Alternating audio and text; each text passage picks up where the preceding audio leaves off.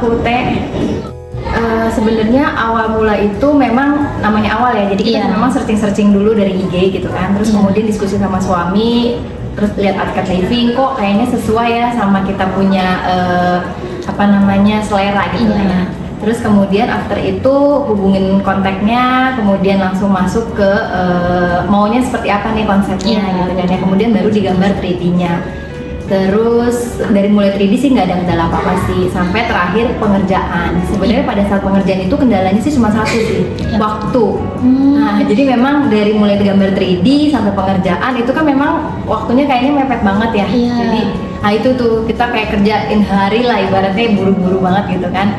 Kemudian untungnya sih, alhamdulillahnya langsung Arket Living kan cepet gitu ya, aktif ya. Jadi ibaratnya gercep lah, jadi selesai sesuai dengan target waktunya sih. Jadi sejauh itu ya udah beres sih, kendalanya udah terselesaikan dengan baik.